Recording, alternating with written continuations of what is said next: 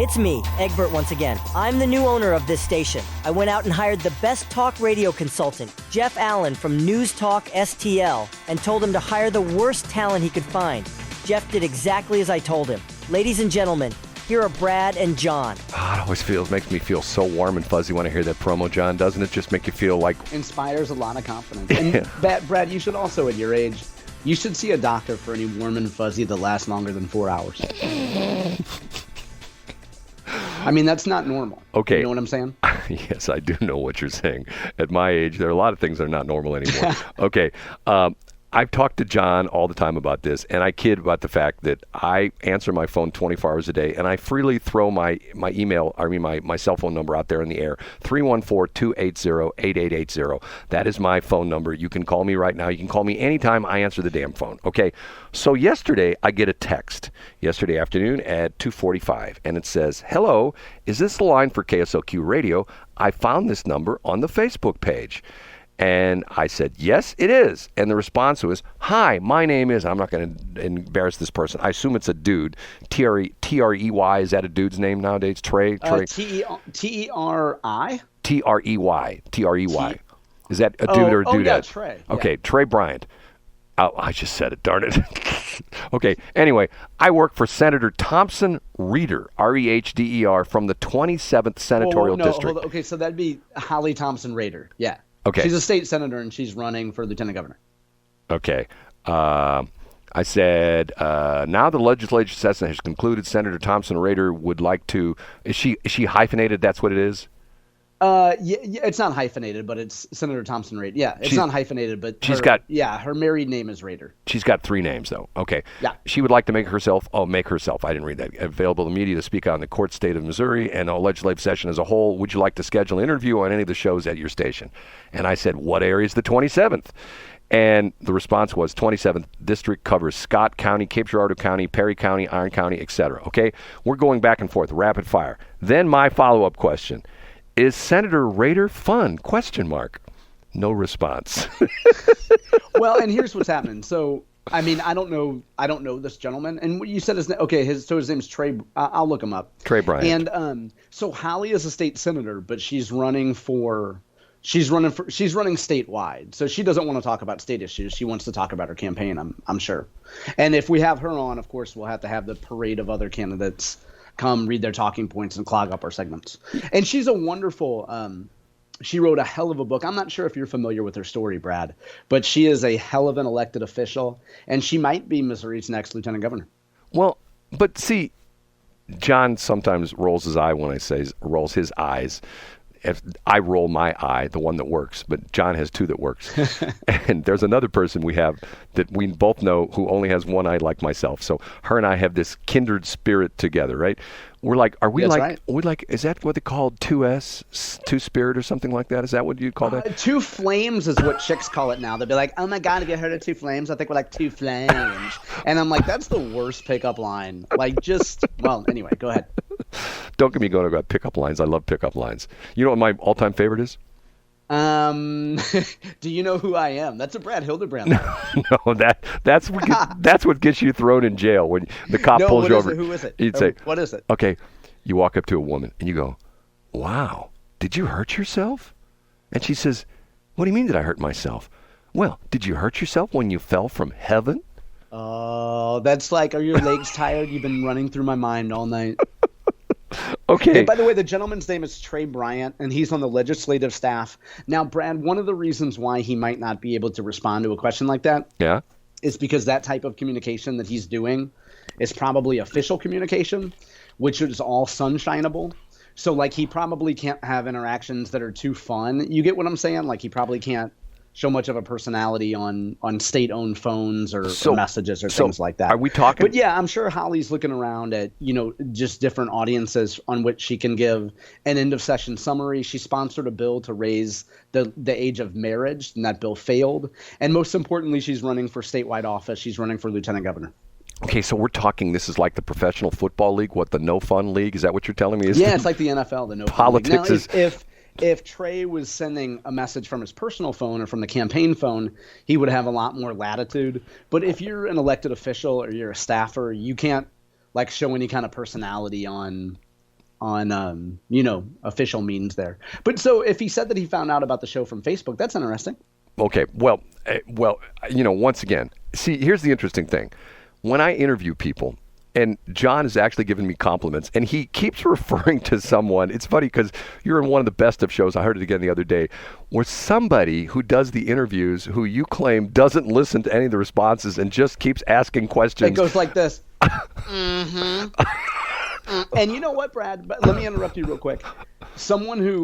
A high-profile person who listens to our show regularly, told me as soon as this person listened to the podcast, they said, "Are you talking about so and so?" And I said, "Yep." And then another radio host messaged me and said, "Hey, I know who you're talking about. You're talking about so and so." I said, "Yep." And then another radio host in a different part of the state said, "Hey, I bet you're talking about so and so. It's so annoying." And I said, "Yep," because that person goes, "Uh-huh."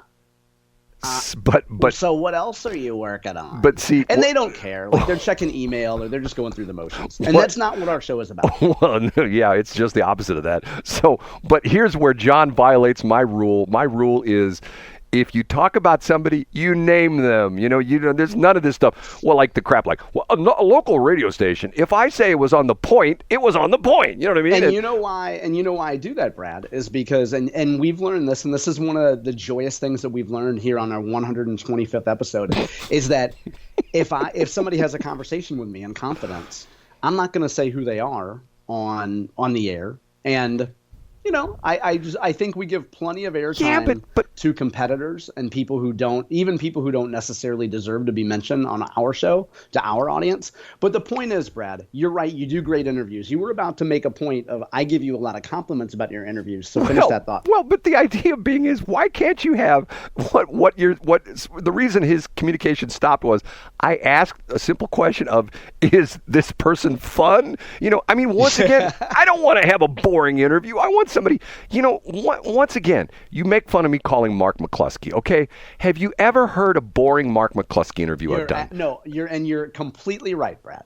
And my qualms are not just with us calling, not just having somebody on the show, but also because it's Mark. You're right, though. He is entirely entertaining, and he always has been. And that's why he has ascended to the level that he has in a relatively short period of time, because there's no boring interview. Right. Now, Brad, did Trey reach out to you on, was it Facebook Messenger, or was this like a copy and paste? Like, no. Hey, we're sending everything to, or what was it? He texted me on my cell phone. That's right, because he had your number. I got you. He texted me. He found the phone number on the website. Once again, I put my phone number on the website. People say, I don't know how to get a hold of you. My number's everywhere. Matter of fact, I think if you Google my name, my phone number comes up, okay? Yeah, I bet it does. It's everywhere, okay? And I also think, Brad, that if you look at Holly's strategy, so Holly is, as she's running for lieutenant governor, and she's going to get probably a large percentage of the female vote.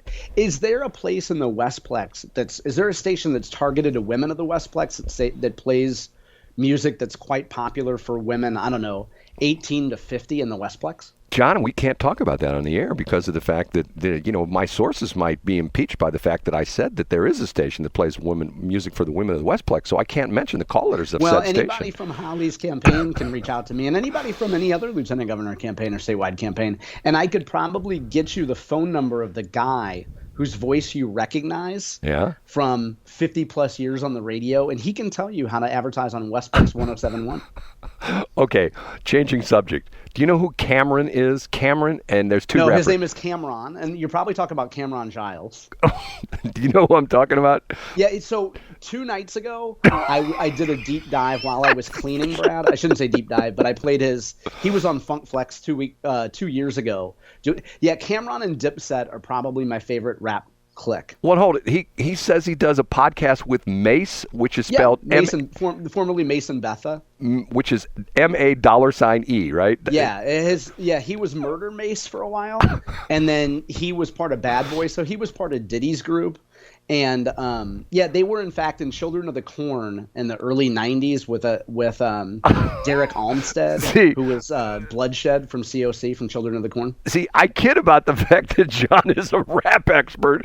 I'm a Dipset guy. I love Cam. Like Killer Cam is one of my favorites. Listen to the last 30 seconds of what John just said. He gave a diss. So why were they on CNN to talk about Diddy? Oh no, this is funny. I should have chopped this interview up. Okay. they're on CNN, or no, Cameron, what Cameron is, and he spells his name CAM''RON, right? Isn't that what he does? Yeah, well, yeah, it depends on how, but his real name's Cameron, but yeah, he goes by Cameron. Okay, so he's on CNN, and it says, and the lower third says, up in the top it says, video aftermath, and then the title on the thing is from denial to admission, Diddy apologizes after video, and then underneath that it says Cameron rapper. So in other words, okay, now no, hold on a minute. Let me see if you can hear this. Hold on a minute. Hold on. I saw this. It's gonna give me all the stupid ads. Hold on. I wanted something for my vehicle for emergency. Okay, here we go. Thanks for being here. Okay, First, when hold on. you Let me saw pause this for a minute. Can you hear that? I can hear it. Okay, yeah. okay, wait. So this is a 2-box. The CNN host is in left frame, and Cameron is in right frame, and either it's green screened or he's in a casino somewhere because it's him, and he's got all black on. Cam. Go ahead. And he's got a black hat, and he's got black sunglasses. So, and here's the interviewer. Okay, here we go. Ready for this? Of Diddy, Cassie in that hotel, did you recognize that Sean Combs? What I want to say, first of all, when I seen the video, everything in the video was egregious. I'm against. I don't support all the charges that's alleged against him. I don't support any of that trafficking minors. Wait, it gets better. Domestic violence. I'm totally against it. So when I seen the video, I was kind of upset with it. Being that I know him, he's not necessarily a friend, but yeah, I was upset when I seen it. But did you recognize everything him? I just said? Did you recognize that kind of anger at all from your experiences? I don't like that. What do you mean? Do I be recognized? Did I recognize him? I seen him. What do you mean my experiences? I seen him and I thought it was disgusting. I didn't do a zoom in to see if it was really him or nothing, but he admitted it was him. So yeah, it was him. What did you think about the apology that he gave in that other video? Ain't me for this. The apology ain't for me to decide, for Cassie. What I think about it don't matter. It gets better. Ain't do nothing to me. Cassie need to ask Cassie if she accept the apology. I told you how I feel. I said what I said. I want to play a conversation that you had on your podcast. Now, here I'm going to fast forward a minute. Okay. Listen. Now, here. Well, I'll just play this, okay? When you had your record deal, why did you take me to Biggie Smalls and not Bad Boy? Man, it's almost going to bring me to right tears to say this. I just, being that I saw you as such a good friend, I wanted to put you with somebody I knew with. Thank you, man. I really appreciate that. A lot of people ask me that on Instagram, man. Don't have me just out here crying and shit, man. I don't want to get emotional in here, man. Instantly, I knew Biggie would Okay, do bear right with me. by It gets better. Once again, here we go back to the interview, okay? Can you tell us a little bit more about that? I mean, is there something known in the industry? Let me stop about this for a minute, okay? He is picking up a cup with something in it, and he starts drinking this, okay? Do you know where this is going? No, I don't. Okay, here you go. Hold on a minute. How Diddy treated his artists? He's drinking. He just threw it back. So I'm going to get some cheeks after this horsepower joint. He's plugging. Yeah, because he has a male and female supplement line. Right, he's promoting his product, and if you notice, he says, "I'm going to get some cheeks after this horsepower drink." John, can you decode that for the listeners? I'm guessing he's talking about clapping cheeks. But he wants to have sex. Okay, so hold on a minute. Let me play the rest of this. I don't really know Puffers like Mace know Puff.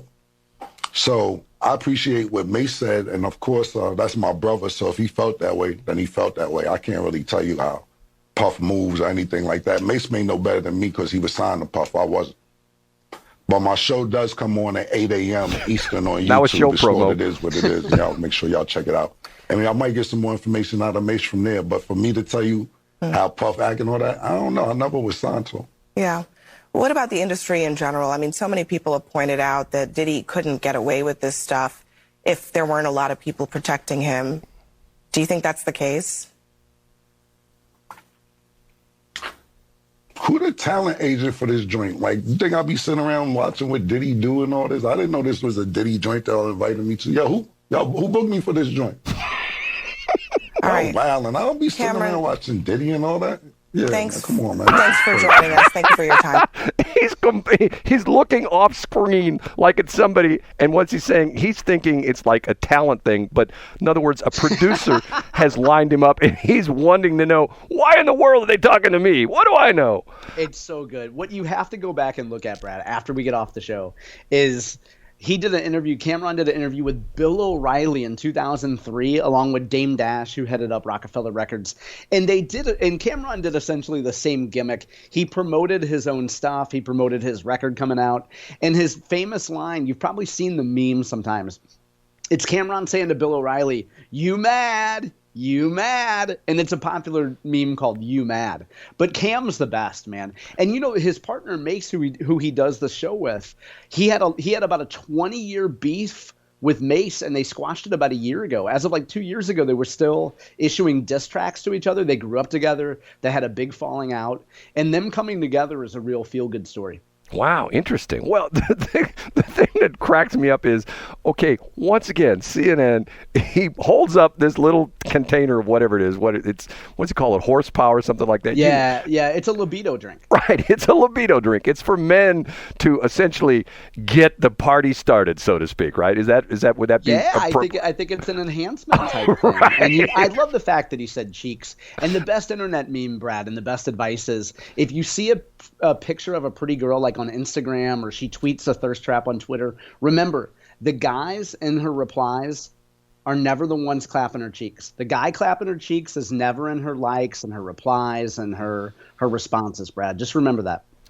John Combest, what an amazing guy. He can tell you about dicamba. He can tell you about all sorts of things about dicamba drift. He can tell you all sorts of things about crop burned down with Roundup, and he can also give you a dissertation on the rappers and the various things they promote and the language they use, which you almost have to have your decoder ring to figure out sometimes, right?